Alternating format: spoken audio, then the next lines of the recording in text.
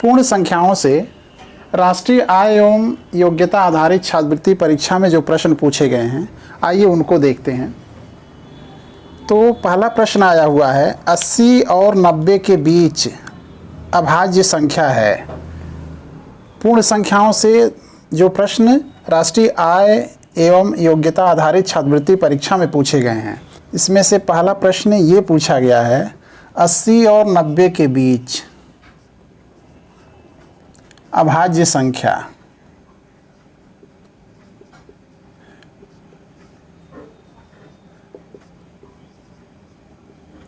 तो 80 और 90 के बीच अभाज्य संख्या बताना है। तो पीछे हम पुराने वीडियो में आपको अभाज्य संख्या के बारे में बता चुके हैं। अभाज्य संख्याएं कौन कौन सी होती हैं? ऐसी सभी संख्याएं जिनके केवल 2 गुणनखंड होते हैं। एक गुणनखंड वह संख्या स्वयं होती है और 1, इसके अलावा कोई भी और गुणनखंड होता है तो वह संख्या अभाज्य नहीं होती है। तो 80 से 90 के बीच में ऐसे गुणनखंडों को हम खोज लेते हैं। विकल्प दिया हुआ है 81 और 83।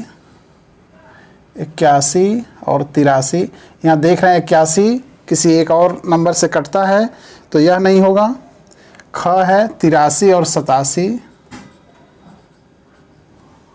ग है 81 अभाज्य संख्या नहीं है तो ये विकल्प नहीं होगा, ये विकल्प नहीं होगा। अब 83 और 87 इन दोनों विकल्प को देखते हैं। 3 से देख लेते हैं। 3 दूनी 6, 29, 3 दूनी 6, 23, 3 दूनी 6, 3 9 27। तो 87 3 से डिविजिबल है, यानी यह विकल्प भी अभाज्य नहीं है। तो अब हमारे पास बचा 83 और 89।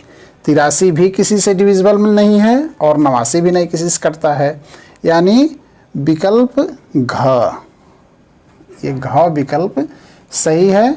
83 और 89 ये अभाज्य संख्याएं हैं 80 और 90 के बीच में। से दूसरा प्रश्न पूछा गया है। इस प्रश्न में 5 पद हैं। 4 पद किसी न किसी रूप में एक से हैं और एक पद अन्य चारों से भिन्न है। अन्य से भिन्न पद की संख्या को उत्तर पत्र पर संगत प्रश्न के सम्मुख वृत्त से घेरिए। तो क में दिया हुआ है, क है 6 3 18। ख है 7 5 35। ग है 9 3 27। घ है 5 4 26। च है 8 7 56। तो सबको देखेंगे तो एक पैटर्न आपको मिलेगा। 6 में 3 का गुणा किया गया है तो ये तीसरा नंबर है। 7 में 5 का गुणा किया गया है तो ये नंबर है। 9 में 3 का गुणा किया गया है तो ये नंबर है। 5 में 4 का गुणा किया गया है तो ये नंबर नहीं है, यानी यह पैटर्न के हिसाब से नहीं मिल रहा है। इसको भी चेक कर लें। 8 में 7 का गुणा करेंगे तो 56 मिल रहा है, यानी पैटर्न से अलग घ वाला विकल्प सही है। तो इसका आंसर हो जाएगा घ। यहाँ से एक प्रश्न और पूछा गया है। प्रश्न नंबर 3, दिए गए 5 विकल्पों में से लुप्त पद को ज्ञात कीजिए तथा उसकी संख्या को सही प्रश्न संख्या के सामने उत्तर पत्रक पर अंकित कीजिए। संख्याएं दी गई हैं 196,